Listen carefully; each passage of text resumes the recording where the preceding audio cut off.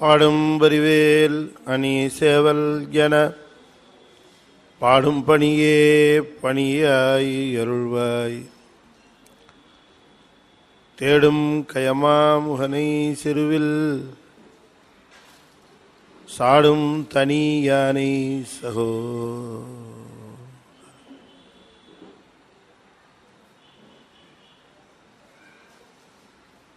திருச்சிற்றம்பலம்.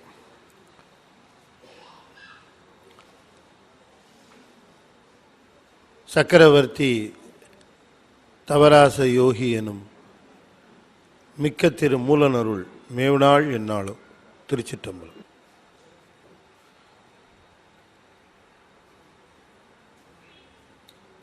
அண்டசராசரங்களுக்கெல்லாம் அதிபதியாக விளங்கக்கூடிய முருகப்பெருமானுடைய ஒப்பற்ற கருணையினாலே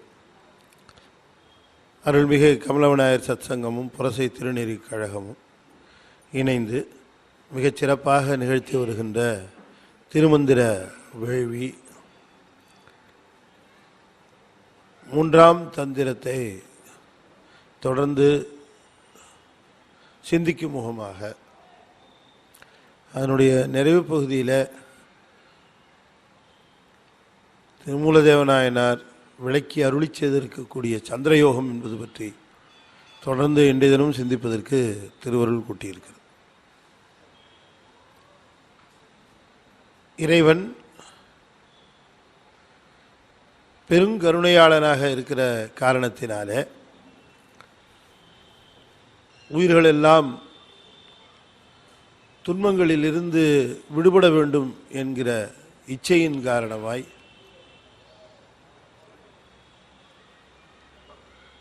உயிர்களுக்கு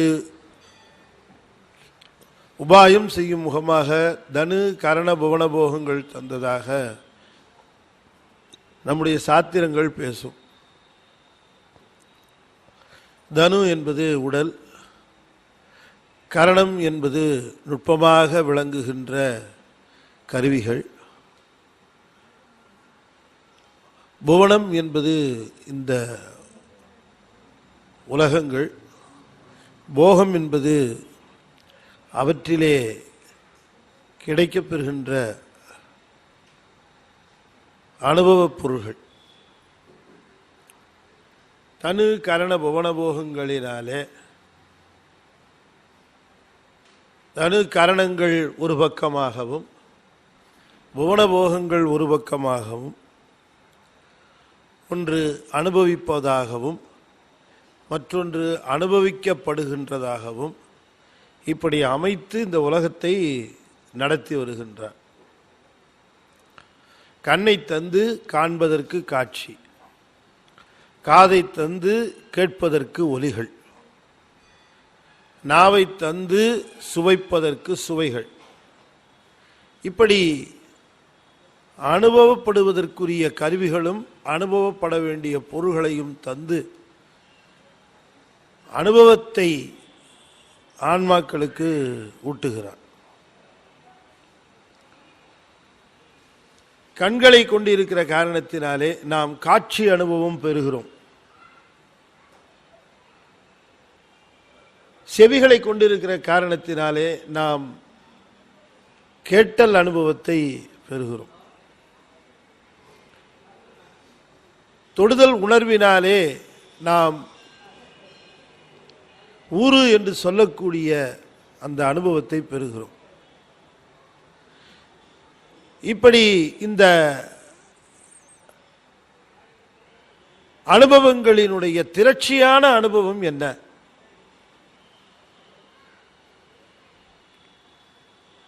நம்முடைய காட்சிகளினுடைய திரண்ட அனுபவம் என்ன? நாம் கேட்டவற்றினுடைய திரண்ட அனுபவம் என்ன? நாம் பேசியவற்றினுடைய திரண்ட அனுபவம் என்ன? இந்த திரண்ட அனுபவமாக விளங்குகின்ற ஆன்ம அறிவு விளக்கம்தான் பிறவினுடைய பயனாக விளைகிறது. ஒரு பிறப்பினுடைய பயன் என்று எதை கருதுகின்றோம்? ஏனென்று சொன்னால் இங்கு எதை ஈட்டினாலும் விட்டுவிட்டுத்தான் போக வேண்டியிருக்கிறது. ஒன்று அனுபவிக்கலாம், இல்லாவிட்டால் விட்டு விட்டு போகலாம். என்னிடம் 1000 ரூபாய் பணம் இருக்கிறது, 1000 ரூபாய்க்குரிய உணவை வாங்கலாம், உடையை வாங்கலாம், அதை அனுபவிக்கலாம். அப்படி செய்யலைன்னா 1000 ரூபாயை பேங்க்ல போட்டு வைக்கலாம். 2 தானே இயலும், வேற ஏதாவது இருக்கா? அதுக்கு என் பேர்ல இல்லைன்னா இன்னொருத்தர் பேர்ல, அப்படி அது என்னுடைய பெயரிலே பணமாகவோ அல்லது என்னுடைய அனுபவ பொருள்களாகவோ அவற்றை நான் வைத்துக் கொள்ளலாம். அதுதான் வேற வழி கிடையாது. இவற்றை தவிர அதை நாம் இங்கிருந்து செல்லுகிற பொழுது எடுத்தும் செல்லலாம் அப்படின்ற ஒரு வாய்ப்பு இருக்குமானால்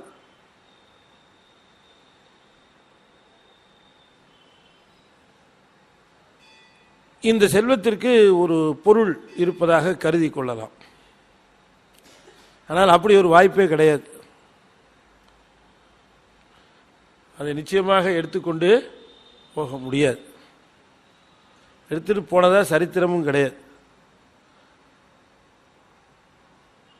வேடிக்கையாக அலெக்சாண்டரை பற்றி சொல்லுகிற பொழுது 2 கரங்களையும் தன்னுடைய சவப்பெட்டிக்கு வெளியே தொங்க விட்டு செல்லுமாறு அமைக்க சொன்னதனுடைய காரணமே, எத்தனையோ வெற்றிகளை ஈட்டிய அலெக்சாண்டர் உலகை விட்டு போகிற பொழுது எதையும் எடுத்து செல்லவில்லை என்று இந்த உலகம் தெரிந்து கொள்ள வேண்டும் என்று அலெக்சாண்டர் கருத்துகிறான்.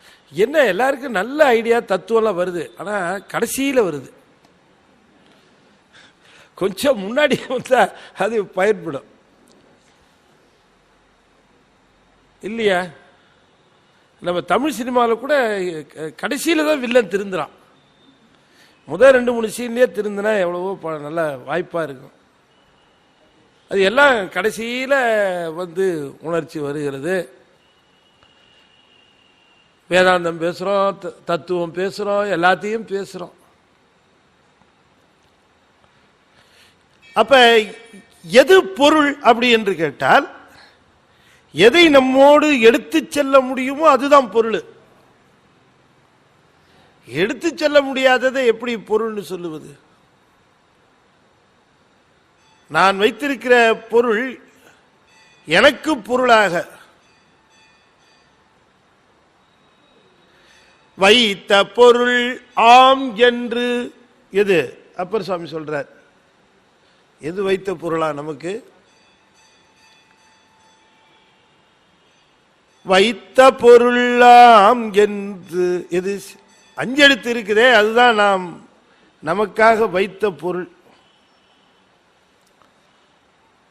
நமக்காக வைத்த பொருள். மற்றது எல்லாமே நாம் பிறருக்காக வைத்த பொருள். நாம் சென்ற பிறகு அவர்கள் நமக்கு உரியவர்களோ அல்லது நமக்கு உரிமை இல்லாதவர்களோ யாரோ அனுபவிப்பதற்காக விட்டு விட்டு செல்ல வேண்டியதுதான்.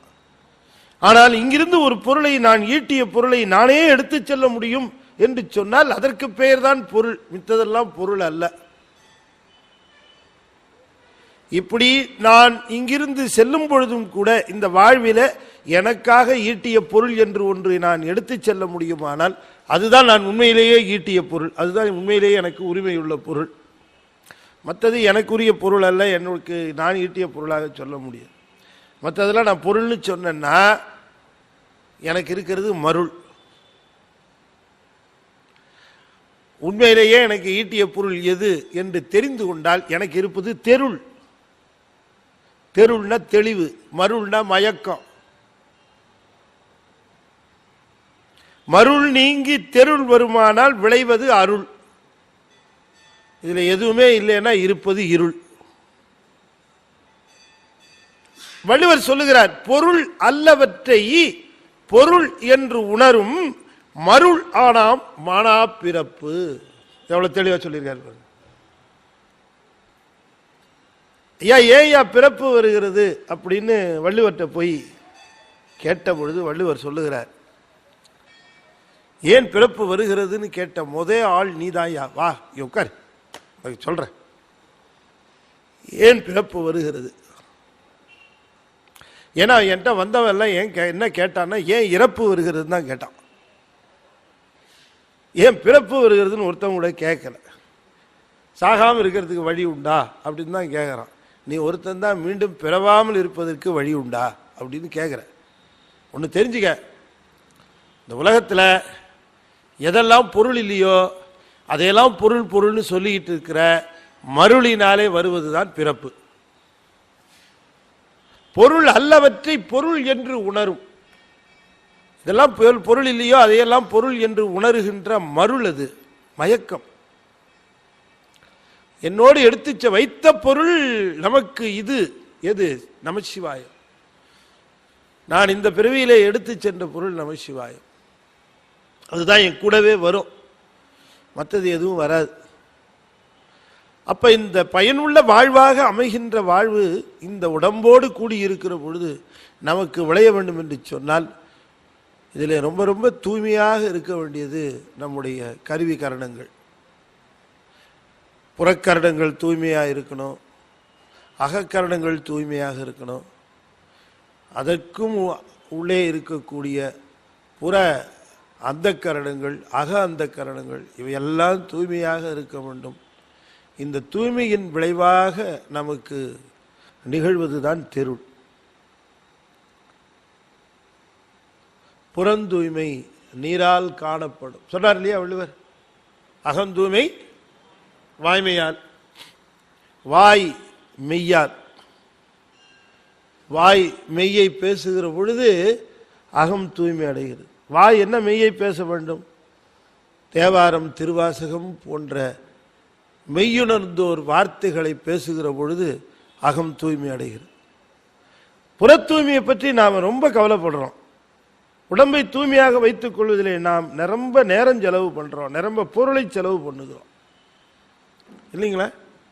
எத்தனையோ சோப்பு கட்டிகள், எத்தனையோ வாசனாதி திரவியங்கள், எத்தனை மார்க்கெட்டில் புதுசாக ஒரு க்ரீம் வந்ததுன்னா அதையும் ட்ரை பண்ணி பார்க்கலாமே என்று அதையும் வாங்கி உபயோகப்படுத்துகிறோம்.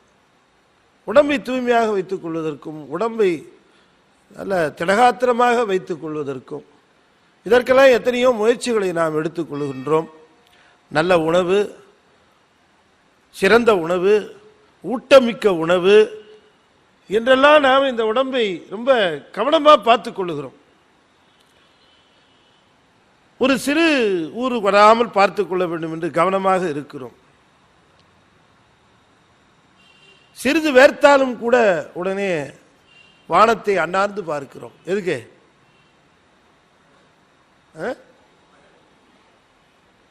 ஃபேன் போடணுன்னு. வானம்னா வெளியில் இருந்தால் தான் வானம், இல்லை வீட்டுக்குள்ளே இருந்தால் கூரை தான் வானம். ஃபேன் போடணும்னு நினைக்கிறோம். கொஞ்சம் காற்று கொஞ்சம் புழுக்கமாக இருந்தாலும் கூட உடம்பு தாங்க மாட்டேங்குது. ஸ்ரீமத் பாமன் சுவாமிகள் தம்முடைய தென்னந்தோப்பில் நடந்து கொண்டிருக்கிறார். ஒரு உச்சி நேரம், வெயில் நேரம், காலில் செருப்பு அணிகிறது இல்லை, தோப்புக்குள்ள உலாத்துறார். காலில் செருப்பு அணிந்து கொண்டிருந்திருக்கலாம். ஆனால் சரவணபவ மந்திரம் முருகப்பெருமானுடைய திருநாமத்தை சொல்லிக் கொண்டு இருப்பதனாலே காலில் இருக்க வேண்டாமே என்று கருதினார். நடந்து சென்று கொண்டிருக்கிற பொழுது திடீரென்று கருவேல முள்ளு ஒன்று தைத்தது. என்றார். ஒரு புறமாக அமர்ந்து அந்த கருவேல முள்ளை, ஆழமாக சென்ற அந்த முள்ளை பிடுங்கினார். பிடிக்க உடனேயே வலி தாங்க முடியல. அதிலிருந்து குருதி பொங்கியது, கண்களிலிருந்து கண்ணீர் பொங்கியது. எதனாலே கண்ணீர் பொங்கியதுன்னார். சுவாமி நினைந்தாராம், வெளியிலிருந்து உள்ளேதான் சென்றது இந்த முள்ளு. ஆனால் இந்த முள்ளை உடம்பிலிருந்து இப்படி பிரிக்கிற பொழுது இவ்வளவு வேதனை ஏற்படுகிறதே. உடம்புக்குள்ளேயே உயிர் இத்தனை காலம் இருந்ததே, இந்த உயிரை இந்த உடம்பிலிருந்து யமன் பிரிக்கிற பொழுது எவ்வளவு துன்பம் வருமோ என்று கருதினாராம். அதனால கண்களில் கண்ணீர் பொங்கியது. எழுதுறார் அவரே.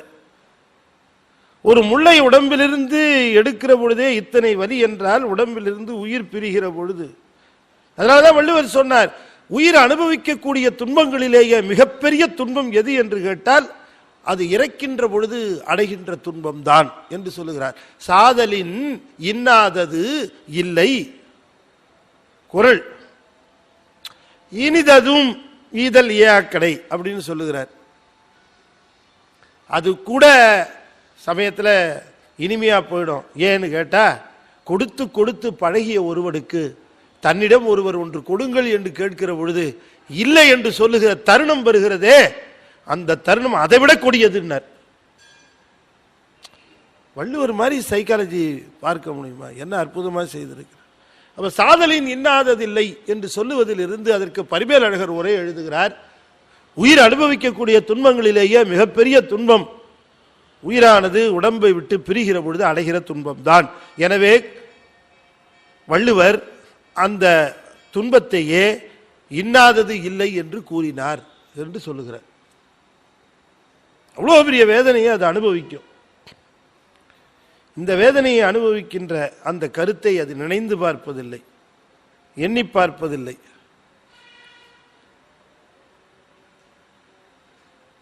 அடுத்த நாள் சாமி வீட்டிலேருந்து யாரோ வெளியில் கூப்பிடுகிறார்கள். கூப்பிட்டா எட்டி பார்க்கிறார். அங்கே ஒருவர் நிற்கிறார். யாரப்பா நீ அப்படின்னு கேட்டார். சாமி, நேற்று இரவு எனக்கு ஒரு கனவு. சொல்லுப்பா. கனவுல எனக்கு முருகப்பெருமான் வந்தார். அடே அப்பா, எவ்வளோ புண்ணியம் செய்திருக்கிறார். சொல்லுப்பா, முருகனையே கனவுல பார்த்துருக்க. சுவாமி, அவர் ஒரு உத்தரவு போட்டார். என்னப்பா உத்தரவு? என்னுடைய பக்தன் ஒருவன் இருக்கிறான், அவனுக்கு ஒரு பாதரட்சை வேணும், அதை செய்து கொண்டு போய் கொடுன்னு உத்தரவு போட்டார். நான் எடுத்து கொண்டு வந்திருக்கிறேன். செருப்பு இல்லாமல் நடக்கிறீங்களா? போட்டுக்க சொன்னாருன்னார். சுவாமி எழுதுறாரு தன்னுடைய வரலாறுல. அப்ப யார் கனவுல போயிருக்கிறார்? செருப்பு தைக்கின்ற ஒரு கனவுல முருகர் போயிருக்கிறார்.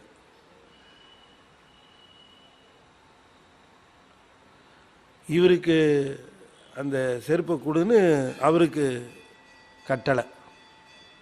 எண்ணி பார்க்கிறார் சுவாமி. காலில் முள்ளு தைச்சதுன்னு தானே கண்ணீர் விட்ட, உடனே அந்த செருப்பை எனக்கு தந்தாரே என்று கண்ணீர் விடுகிறார் சுவாமி. பெருங்கருணையாளன் முருகன், சிவன்.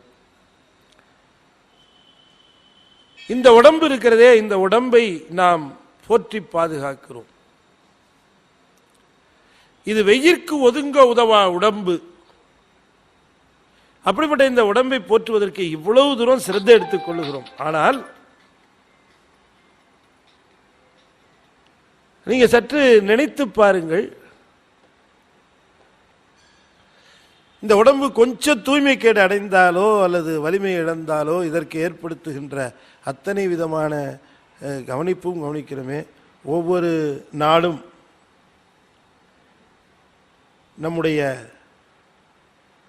அகமானது தூய்மைக்கேடு அடைந்து கொண்டே வருகிறது. அதுக்கு என்ன செய்கிறோம்? இந்த உள்ளே இருக்கக்கூடிய இந்த ஆன்மா தூய்மைக்கேடு அடைகிறது, அறிவு தூய்மைக்கேடு அடைகிறது. அதுக்கு என்ன சிரத்தை எடுத்துக்கிறோம்? உடம்பு வெளியில் போயிட்டு வந்த உடனேயே உடம்பு சுத்தம் பண்ணணும்னு குளிக்கிறோம். ஒரு வேளைக்கு 2 வேளையாக குளிக்கிறோம். நல்லா சோப் போட்டு குளிக்கிறோம், பவுடர் போட்டுக்கிறோம், எல்லாம் செய்கிறோம். ஆனால் ஒரு தடவை வெளியில் போயிட்டு உள்ளே வந்தால் மனம் கெட்டு போதே.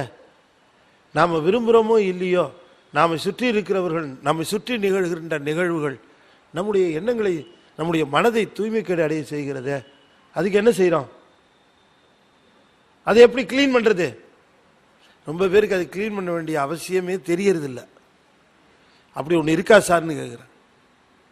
அதனால தான் வள்ளுவர் அதை சொன்னார். புறந்தூய்மை அகந்தூய்மைன்னு 2ஆ பிரித்து சொன்னார். அதுவும் தேவைன்னு.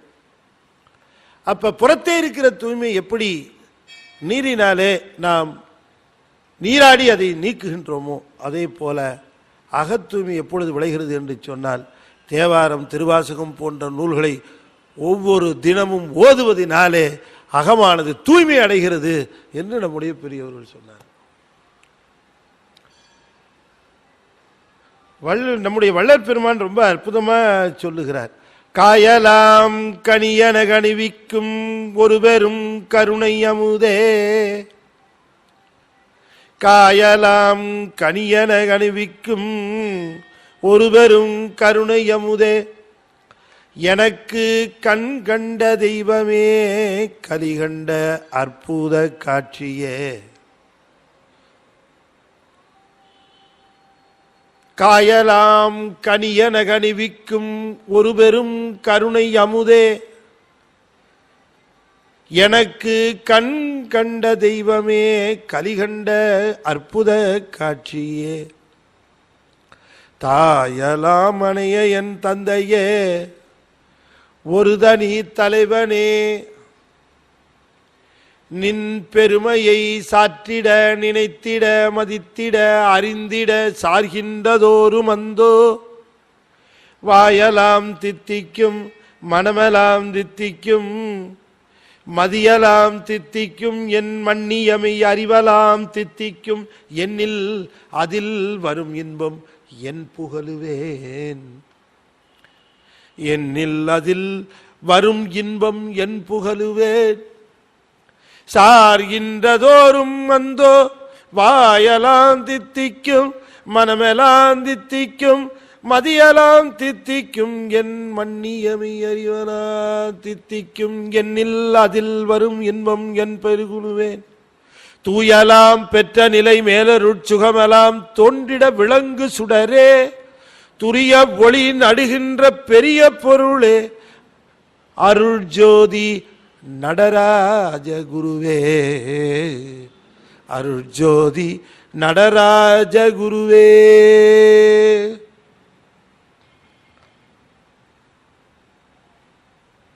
நின் பெருமையை சாற்றிட நினைத்திட மதித்திட அறிந்திட,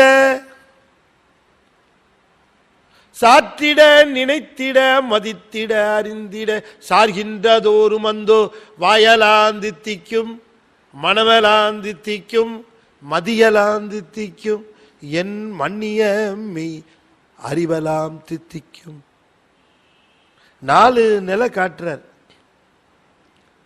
வாயலாம் தித்திக்கும் சரியை, மனமெலாம் தித்திக்கும் கிரியை,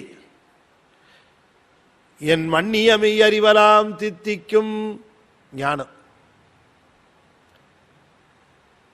வாயலாம் தித்திக்கும் சரியை, மனமெலாம் தித்திக்கும் கிரியை, மதியலாம் தித்திக்கும் யோகம், என் மன்னிய மெய் அறிவலாம் தித்திக்கும் ஞானம். மதி அறிவு ரெண்டும் வேற காட்டுறார். மதி யோகத்தால் விளைவது, அறிவு ஞானத்தால் தூய்மையாவது. வாய் மனம் மதி மெய்யறிவு எப்படி படிநிலை போடுறார் பாருங்க. சாற்றிட வாயலாம் தித்திக்கும், நினைத்திட மனமெலாம் தித்திக்கும், மதித்திட மதியலாம் தித்திக்கும், அறிந்திட மன்னியமை அறிவலாம் தித்திக்கும். அப்படி ஈக்குவேட் பண்ணணும். இந்த இன்பத்தை என்ன சொல்றது? என் புகழுவேன் என் புகழுவேன் என் புகழுவேன் என்னன்னு நான் சொல்லுவேன். அப்ப இந்த உடம்பினாலே அனுபவிக்க வேண்டிய இன்பத்தினுடைய முதல் படியில கூட நாம இன்னும் இல்லையோ அப்படின்னு பயமா இருக்கு. இந்த உடம்பாலை சிவனை அனுபவித்து அடைய வேண்டிய இன்பங்கள் எண்ணில் அடங்காமல் இருக்கிற பொழுது நாம் இந்த உடம்பை தந்த இறைவனுக்கு நாம் இன்னும் இந்த உலகார்த்தமாக இருக்கக்கூடிய இன்பங்களையே இன்பங்களாக கருதி நாள் போய்கொண்டிருக்கிறது. அதனால சிவநாமத்தை நாம் உச்சரிப்பதன் மூலமாகவும் சிந்திப்பதன் மூலமாகவும் தியானிப்பதன் மூலமாகவும் கணிப்பதன் மூலமாகவும் நிறுத்துவதன் மூலமாகவும் சுவாமி இந்த மூன்றாவது நிலையிலே யோகம் என்று சொல்லக்கூடிய நிலையிலே, யோக நெறியாக சொல்லக்கூடிய நிலையிலே, சரியை கிரியை யோகம் ஞானம் என்று சொல்லுவதிலே யோகம் நெறியிலே சொல்லுவது என்ன என்று கேட்டால், உடம்பை தூய்மை செய்வதன் மூலமாக, அகத்தை தூய்மை செய்வதன் மூலமாக, மதியை தூய்மை செய்வதன் மூலமாக, அறிவை தூய்மை செய்வதன் மூலமாக நாம் ஆனந்தம் அடைகின்றோம். அதற்காக தரப்பட்டது தான் இந்த உடம்பு. எனவே சந்திர யோகம் என்று சொல்லக்கூடிய நிறைவு பகுதியாக இருக்கக்கூடிய இந்த பகுதி, சந்திர மண்டலம் என்று சொல்லக்கூடிய சிரசுக்கு மேலே விளங்குகின்ற இந்த அற்புதமான பகுதி, இந்த அற்புதமான பகுதி நம்முடைய சிரசின் உச்சிக்கு மேலே விளங்கக்கூடிய ஒரு பகுதியை பற்றிய நாம் கவலையோ முயற்சியோ எதுவுமே எடுத்துக்கொள்ளாமல் இருக்கிறோமே என்று வருந்துகிறார் திருமூலர். இந்த இடம் குளிரணும். இந்த இடம் குளிரணும்னா என்ன பண்ணணும்? நம்முடைய நிகழ்வுகள் முழுவதும் எண்ணங்களை பற்றி இருக்கணும். we should be very careful about our thoughts, selective thoughts. நாம செய்கிறது கூட ஏதோ செஞ்சுட்டு போலாம், ஆனா எண்ணங்களை சீர்மைப்படுத்தி எண்ணங்களை சிவனை சிந்திப்பதும் ஐந்து எழுத்தை சிந்திப்பதும். அதனாலதான் சுந்தரமுசாமி ரொம்ப தெளிவா சொன்னார், மற்ற பற்று எனக்கு இன்றி நீ திரு பாதமே மனம் பாவித்தேன். அப்ப இந்த எண்ணங்கள் என்பது நமக்கு ரொம்ப ரொம்ப முக்கியங்க. அப்ப உடம்பை தூய்மை செய்கின்ற நாம் எண்ணங்களை தூய்மை செய்வதற்கான முயற்சிகளை எடுத்துக்கொள்ள வேண்டும். மனதை தூய்மை செய்ய வேண்டும், எண்ணங்களை தூய்மை செய்ய வேண்டும். தூய்மை செய்த மனதிலேயும் அந்த தூய்மை செய்த எண்ணங்களிலேயும் விளைகின்ற பயன் எண்ணிறந்தது. அதைத்தான் இங்க சொல்லுகிறார் யோகம்ங்கிறது. நல்ல சிந்தனைகளும் உயர்ந்த சிந்தனைகளும் தொடர்ந்து ஈசனையே சிந்திக்கின்ற எண்ணங்களும் தான் யோகம் என்று சொல்லப்பெறுவது. சந்திர யோகம் என்பது என்னன்னா, இந்த இடம் ரொம்ப முக்கியமான ஒரு இடமாக கருதப்பெறுகிறது. அந்த இடத்தை தூய்மை செய்யணும். அதனாலதான் சொல்லுகிறார் இந்த பாடல்ல, பாம்பு மதியை திணலுறும். பாம்பு மதியை திணலுறும். அப்பாம்பு தீங்கு கதிரையும் சேர திணலுறும். பாம்பும் மதியும் உடன்கொளி. எப்படி? பகை தீர்த்து உடன்கொளி. நீங்கள் கொடானே நெடுந்தகையானே என்று ரொம்ப அற்புதமான ஒரு பாடலை செய்கின்றார் திருமூலர். பாம்பு மதியை திணலுறும். அப்பாம்பு தீங்கு கதிரையும் சேர திணலுறும். பாம்பு மதியை திணலுறும். அப்பாம்பு தீங்கு கதிரையும் சேர திணலுறும். பாம்பும் மதியும் பகை தீர்த்து உடன்கொளி. நீங்கள் கொடானே நெடும் தகையானே. நீங்கள் கொடானே நெடுந்தகையானே. பாம்பு சந்திரனை சாப்பிட்றோம், அதுக்கு என்ன பேரு? சந்திர கிரகணம். கிரகணம்னா விழுங்குதல் அர்த்தம். அது பிடிச்சா அது காலம் கணக்கு இருக்குது, இத்தனை காலம் வரைக்கும் இருக்கணும் அந்த கிரகணம். அது விழுங்குதல், பிடித்து விழுங்குதல் அப்படின்னு அர்த்தம். சந்திர கிரகணம் உண்டு, சூரிய கிரகணம் உண்டு. ஆனா நாம் இப்ப பார்க்கிற இந்த கிரகணங்கள்லாம் பிடித்தா கொஞ்ச நாளில விட்டுருது இல்லையா? பாணி கிரகணம்னு ஒண்ணு உண்டு. அதுக்கே அப்படி பேர் வச்சாங்க எனக்கு புரியுது.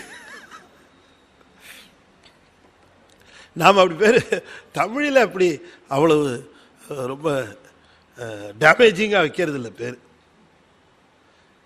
இல்லையா? பாணி கிரகணம் பிடிச்சதுன்னா அவ்வளோதான், விடாது. அதான் இருக்கணும். பாம்பு மதியை திணலுறும். இந்த 2 பாம்பு இருக்கு, ஒன்னு ராகு, இன்னொன்னு கேது. சந்திரனையும் சூரியனையும் 2 விழுங்கும். இது 2 இல்லையா? இங்க சொல்லுகிறார், இங்கேயும் ஒரு பாம்பு இருக்கு, வெளியில மட்டும் இல்லையா, உள்ளேயும் அது நடக்குதுன்னார், உடம்புக்குள்ளேயும் நடக்குதுன்னார். ஏன்னா அண்டத்தில் உள்ளதுதான் பிண்டத்திலையும், இங்கேயும் அந்த நிகழ்ச்சி நடக்குதுன்னார். பாம்பு மதியை திணலுறும். மதி என்ன அப்படின்னு கேட்டா சந்திரகலை. சந்திரகலை இடாநாடி வழியாக செல்லுகின்ற காற்றுக்கு சந்திரகலைன்னு பேர். வலநாடி வழியாக பிங்களா நாடி வழியாக எடுக்கிற கலைக்கு சூரியகலைன்னு பேர். இந்த சந்திரகலை சூரியகலை என்று சொல்லுகின்ற காற்றை விழுங்குகின்றது பாம்பு. பாம்பு எப்பவுமே காற்றை விழுங்கும், காற்றை புசிக்கும், காற்றை உண்ணும். ஒரு பழமொழி ஒன்று உண்டு, பாம்பின் கால் பாம்பரியும்னு. பாம்பின் கால் பாம்பரியும்னா என்ன அர்த்தம்? பாம்பின் கால் பாம்பரியும்னா உனக்கு தெரியுமா? பாம்புக்கு கால் இருக்கா முதல்ல? இல்லையா? பழமொழியே வச்சிருக்கிறான், பாம்பின் கால் பாம்பரியன்னு. பாம்பு நம்ம நிறைய பார்த்துருக்கோம், அது கால் இருக்கிற மாதிரி தெரியல. இல்லை, இந்த கம்பளி பூச்சிக்கு இருக்கு நிறையா கால், பாம்புக்கு கால் கிடையாது. பாம்பின் கால் பாம்பரியும் என்று சொன்னால், கால் என்றால் அந்த இடத்துல காற்றுன்னு அர்த்தம். ஒரு பாம்பு மற்ற பாம்பை அறிவது அது விடுகிற மூச்சு காற்றிலிருந்து தெரிந்து கொள்ளுங்கிறதுக்காக ஒரு பாம்பை இன்னொரு பாம்பு அறிகிற பாங்கு, பாம்பின் கால் பாம்பின் காற்றை இன்னொரு பாம்பு அறியும்னு தான் வச்சாங்க. இந்த பாம்பு காற்றை உண்ணும். பாம்புக்கு காது உண்டா? கிடையாது. அது இப்படி மகுடியெல்லாம் ஊதிட்டு இருக்கிறானுங்க, மணிக்கணக்கா ஊதுறான், மணிக்கணக்கா ஊதுறான். பாம்புக்கு காது இல்லை. அது தன்னுடைய உடம்பிலே வைப்ரேஷன்ஸ், அந்த அதிர்வுகளை உணர்ந்து தான் சத்தத்தை உணரும். ஆனால் இன்னொரு முக்கியமானது, இந்த அதிர்வை அது எடுக்கிற முக்கியமான உறுப்பு அதுக்கு கண்ணு தான். அதனால பாம்புக்கு என்ன பேருனா கட்செவின்னு பேரு. தமிழில் பாம்புக்கு என்ன ஒரு பேர் உண்டு, கட்செவின்னு பேரு. கண்ணே செவியாக இருக்கும், மூக்கே கையா இருக்கும். ஒரு மிருகம் சொல்லு பார்க்கலாம். யானை. யானைக்கு மூக்கும் கையும் ஒன்று, மூக்கு கை ஒன்றா, அதனால தான் மூக்கையன்னு பேர். மூக்கையன்னா யானைக்கு பேர். மூக்கையன்னு பேர் வச்சா மூக்கை குத்திக்கிட்டு இருக்கிறான். மூக்கையன் என்று சொன்னால் மூக்கும் கையும் ஒரு சேர இருக்கிற. அதுவும் இல்லாமல் யானைக்கு இன்னொரு பேர் கரின்னு பேர். ஏன்னா கரமுடைய ஒரே விலங்கு யானை, கரமுடையது கரி.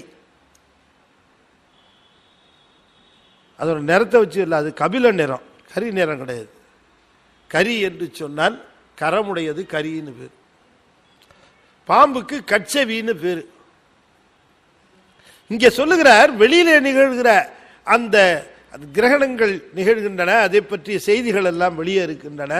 அதை ஒட்டி ரொம்ப சமத்காரமாக நம்முடைய திருமூல தேவநாயனார் உடம்பை ஒட்டி சொல்லுகிறார். உள்ளே இருக்கக்கூடிய இந்த குண்டலினி என்று சொல்லக்கூடியது வடிவத்தை ஒத்து பாம்பாக இருக்கிறது.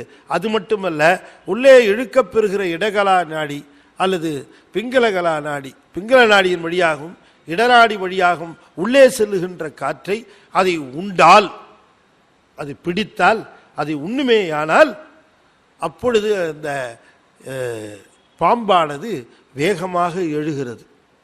அதை உண்ணுகிற நேரம் அதற்கு தரணும் இல்லையா? அப்ப காற்றை உள்ளே கும்பிக்கணும். உள்ளே பூரிக்கின்ற காற்றை உள்ளே கும்பிக்கின்ற பொழுது, காற்று அங்கே நிலவுகின்ற பொழுது, இந்த குண்டலினி என்கிற பாம்பு அதை திணல் உறும், அதை உண்ணும். உண்ணிய பிறகு அது மேலே எழும். அதை இங்கே சொல்லுகிறார். பாம்பு மதியை, மதியை என்று சொன்னால் சந்திரகலையாக இருக்கக்கூடிய அந்த காற்று அதை தின்னும், உண்ணும், அதை எடுத்துக்கொள்ளும். அந்த ஆற்றல், அந்த இடகலை அல்லது பிங்களா நாடி என்று சொல்லக்கூடிய வலகலையாக வழியாக செல்லுகின்ற காற்று அங்கே அதற்கு உணவாக தரப்படுமானால் அதை பிடித்த அந்த பாம்பானது எழுவதற்குரிய ஆற்றல் அதற்கு வரும். இல்லைன்னா அது கீழே தான் அப்படி படுத்திருக்கு. அப்படி படுத்திருக்கிற பொழுது அதனுடைய வால் இந்த புருவ மத்தியிலே இருக்கிறது. இது கீழே இருக்கக்கூடிய அந்த ஆற்றலானது கீழ்முகமாக வட்டமிட்டு கொண்டிருந்தது. அந்த காற்றை உள்ளே இழுத்து கும்பிக்கிற பொழுது அதனுடைய ஆற்றலை பெற்று அது மேலே எழுகிறது. அதை இங்கே சொன்னார். பாம்பு மதியை திணலுறும் அப்பாம்பு தீங்கு கதிரையும் திணலுறும். அப்ப சந்திரகலை மட்டுமல்ல, சூரிய கலையையும் அது உண்ணுகிறது. இடநாடி வழியாக பூரித்து கும்பித்து பிறகு வலநாடி வழியாக அதை ரேசிப்பது, அது ஒரு முறை. அல்லது பிங்களா நாடி வழியாக அல்லது வலநாடி வழியாக இழுக்கப்படுகின்ற காற்று, ஒரே காற்று, அது வலது நாசியின் வழியாக இழுத்தால் அதற்கு சூரிய கலைன்னு பேர், இடது நாசியின் வழியாக இழுத்தா அதுக்கு சந்திரகலைன்னு பேர். ஒரே காற்று தான், எந்த பக்கமாக இழுக்கிறோமோ அதுக்கு அந்த பேர், அவ்வளவுதான். இந்த காற்றை எந்த பக்கம் இழுத்தாலும் உள்ளே செல்லுகின்ற காற்று மாற்று வழியாக வெளியே வரும். அப்படி உள்ளே செல்லுகின்ற காற்றை இந்த பாம்பானது உண்ணுமேயானால் இது மேலே எழுகிறது. மேலே எழுந்து உச்சிக்கு போய் விடுகிறதாம். உச்சிக்கு போகிற பொழுது அது முதலிலே ஒரு சுடரை தோற்றுவிக்கிறது. அந்த சுடர் எங்கே தோன்றுகிறது என்று சொன்னால் புருவ மத்தியிலே தோன்றுகிறது. புருவ மத்தியிலே தோன்றுகிறதுன்னா எக்ஸாக்டா இந்த பாயிண்ட் நீங்க நினைச்சிடக்கூடாது. இந்த பாயிண்ட் நமக்கு அடையாளத்துக்காக இப்ப இந்த இடத்தை காட்டுறோம். நம்ம கண் கழிக்க புகை காட்டாதே புருவ நடுவே விளங்குகின்ற கற்பூர விளக்கே. சிவத்தை இப்படித்தான் சொல்றதுன்னு ஒரு கணக்கு இல்லாம சொல்லி இருக்கிறார்கள். கண் கழிக்க புகை காட்டாது புருவ நடுவே விளங்குகின்ற கற்பூர விளக்கே. பண் கழிக்க பாடுகின்ற பாட்டில் விளை சுகமே. பத்தருளே தித்திக்க பழுத்த தனி பழமே. மண் கழிக்க வான் கழிக்க மண் கழிக்க வான் கழிக்க மணந்த சிவகாமவல்லி என மறைகளெல்லாம் புகழ்கின்ற வாம பெண் கழிக்க பொது நடம் செய் அரசே. வாம பெண் கழிக்க பொது நடம் செய் அரசே. கற்பூர விளக்கே புருவ நடுவே விளங்குகின்ற கற்பூர விளக்கே. புகை சிறிதும் காட்டாதே புருவ நடுவே விளங்குகின்ற கற்பூர விளக்கே. அந்த காலத்திலேயே கற்பூரம் காட்டினா புகை வருது போல இருக்கு. உண்மையான கற்பூரமா இருந்தா புகை வரக்கூடாது, மீதி ஒண்ணு இருக்கக்கூடாது. இப்ப வாங்கின சூடத்தை காட்டினா சூடம் ஏற்றி முடிச்சோடனே இந்த இடத்துல தான் சூடம் ஏற்றணும்னு அடையாளத்தை ஏற்படுத்திட்டு தான் போகுது. கண்ணங்கரேன்னு இருக்கிற கரியெல்லாம் இல்லையா? அது அந்த காலத்திலே இருந்திருக்க மாட்டிருக்கு. அதனால சாமி சொல்லுகிறார், புகை காட்டாத கற்பூர விளக்கம் இது. மித்ததெல்லாம் புகை காட்டும். இது எங்க இருக்கு அப்படின்னா, இந்த உச்சி இருக்கு பாருங்க, இந்த உச்சிக்கு நடுவுல நான் அன்னைக்கே சொன்னேன் உங்களுக்கு ஒரு சின்ன துவாரம். அந்த உச்சி துவாரம் சிறு துளை துவாரம். இந்த சிறு துளை துவாரத்தின் வழியாகத்தான் வெளியில் இருக்கிற வைப்ரேஷன்ஸ் எல்லாம் உள்ள போகுது. இதுதான் கம்யூனிகேஷன் பாயிண்ட். இந்த இடம் வெளியில இருக்கிற வைப்ரேஷன்லாம் உள்ள வரும், உள்ள இருக்கிற வைப்ரேஷன்.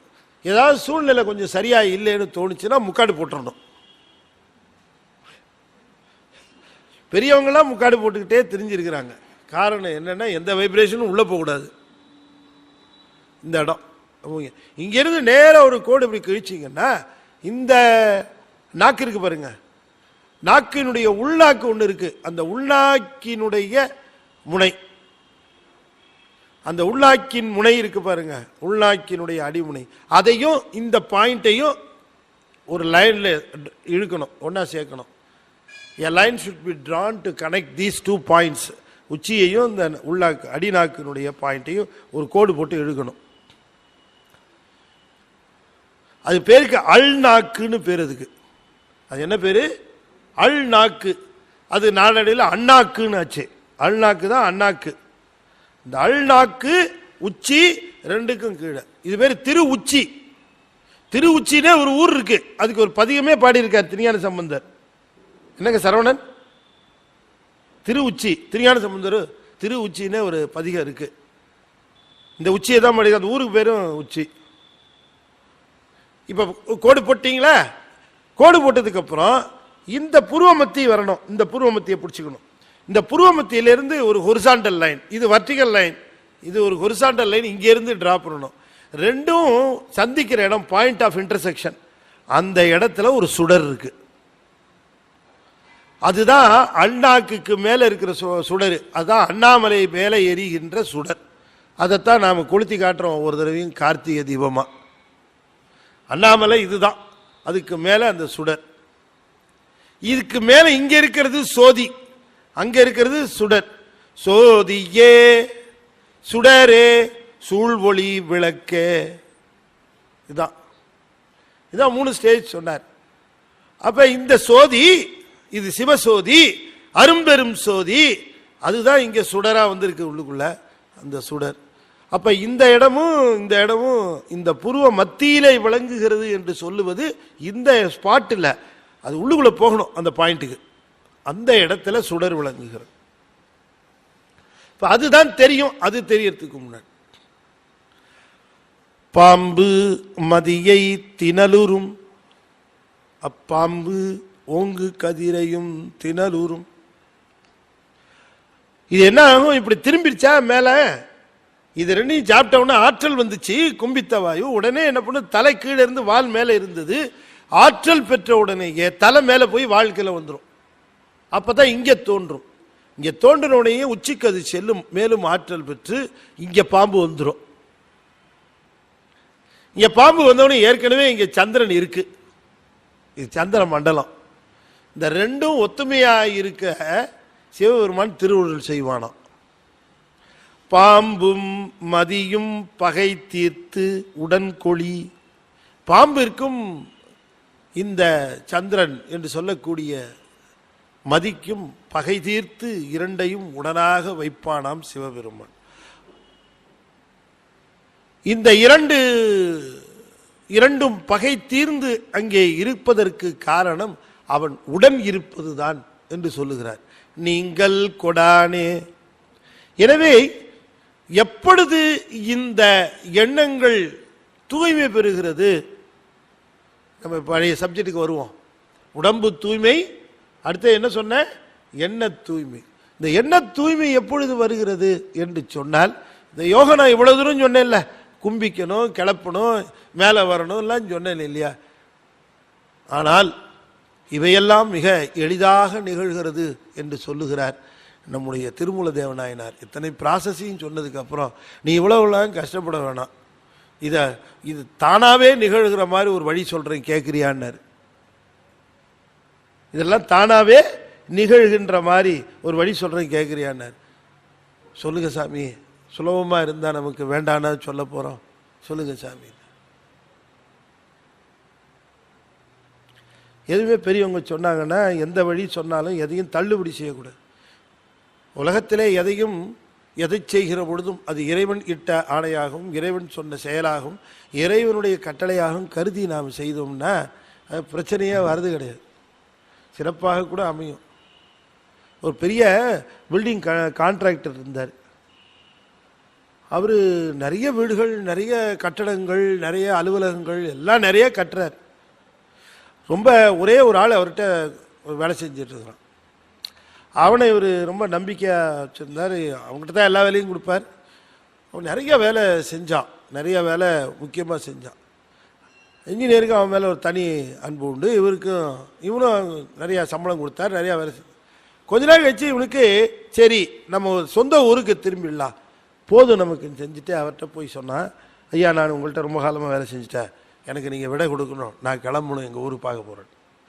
அப்போ இன்ஜினியர் சொன்னார், சரி நீ கிளம்பித்தான் ஆகணும்னா ஒரே ஒன்று செய், கடைசியாக ஒரே ஒரு வீடு மட்டும் கட்டி கொடுத்துட்டு போயிடு, அதுக்கப்புறம் நான் அவனை தொந்தரவு பண்ண மாட்டேன். என்னையா போகிறேங்கிறேன், என்ன இருக்க வைக்கிறானே இந்த ஆள் அப்படின்னுட்டு,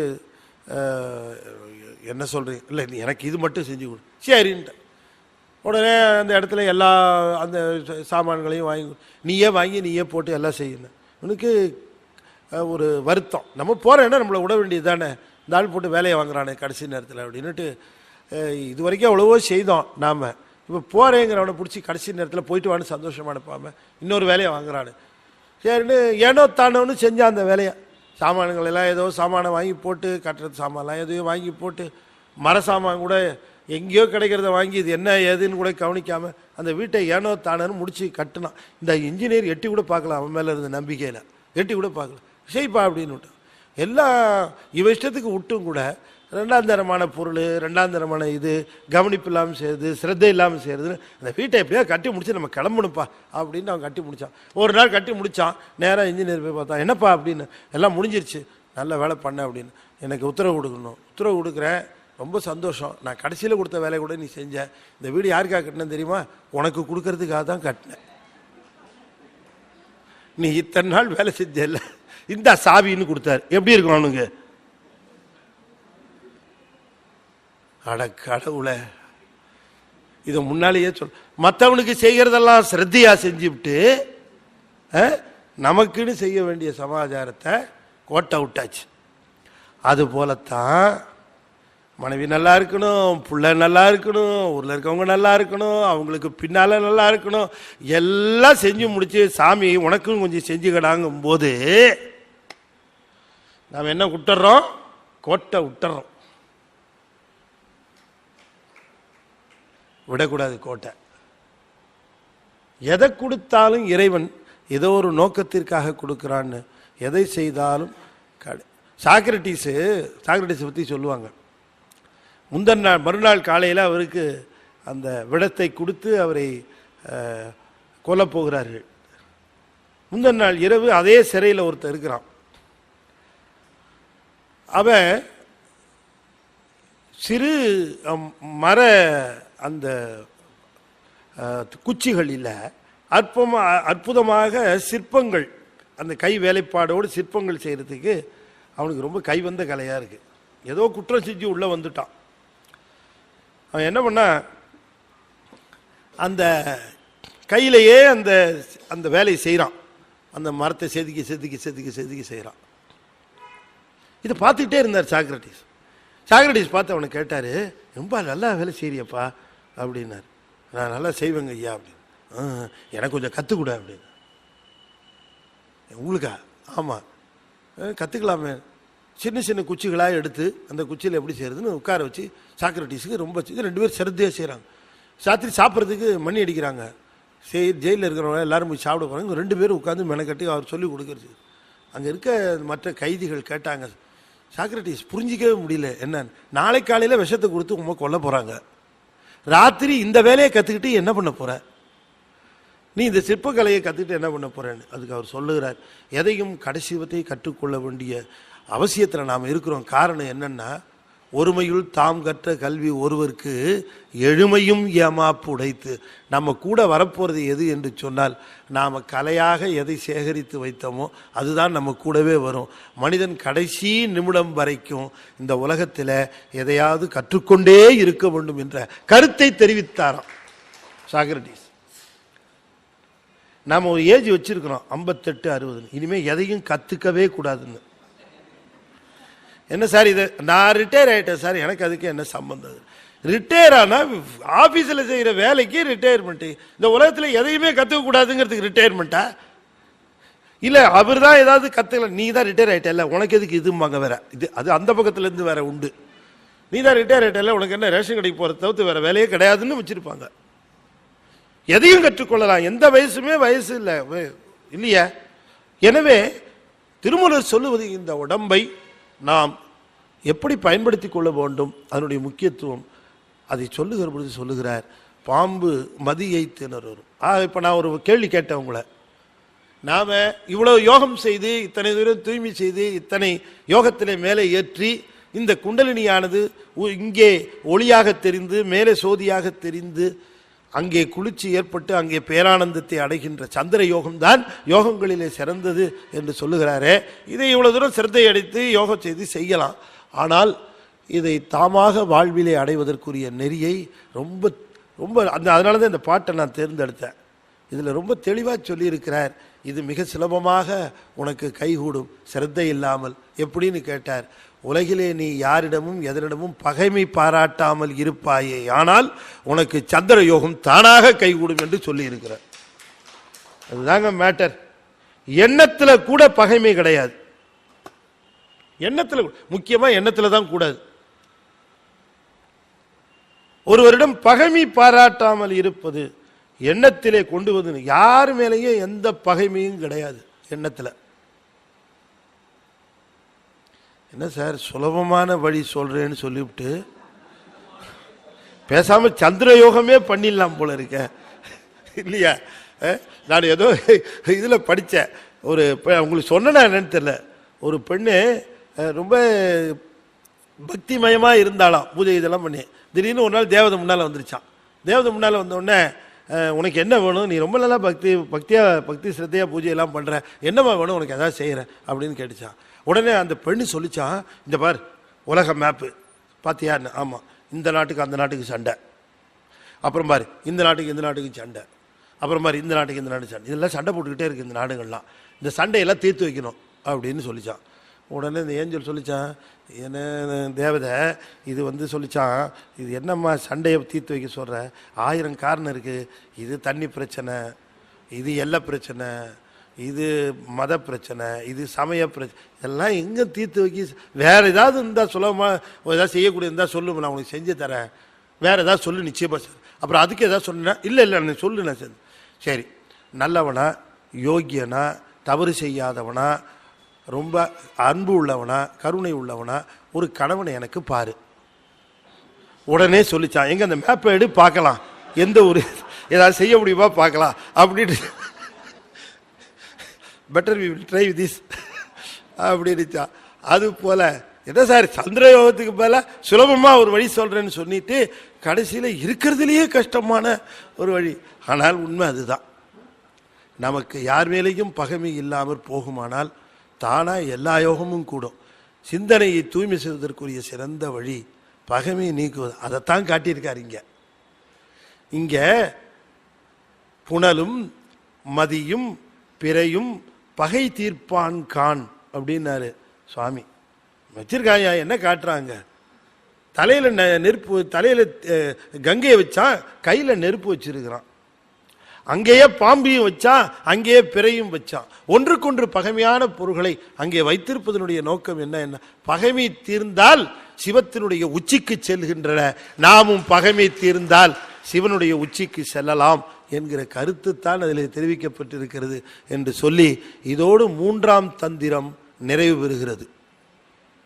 சந்திரயோகம் நிகழ்ச்சியோடு இது முக்கியமான கருத்தாக சொல்லி 3ஆம் தந்திரம் நிறைவு பெறுகிறது. இந்த அளவிலே நிறைவு செய்யும் முகமாக 5 எழுத்தை 5 முறை ஓதுவேன். அன்பர்கள் தொடர்ந்து ஓத வேண்டும் என்று திருவடி பணிந்து வேண்டிக் கொள்கிறேன். ஓம் நம சிவாய, ஓம் நம சிவாய, ஓம் நம சிவாய, ஓம் நம சிவாய, ஓம் நம சிவாய.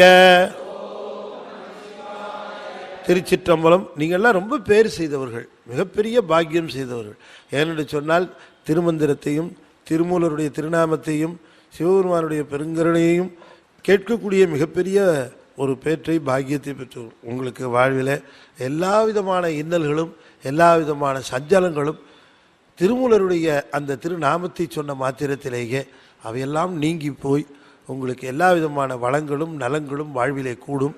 திருமூலருடைய குருவருளும் ஆடல் வல்லானுடைய திருவருளும் உங்களுக்கு நிறைந்து விளங்கும் என்று சொல்லி 5 எழுத்தை கவசமாக நீங்கள் கொள்ள வேண்டும்.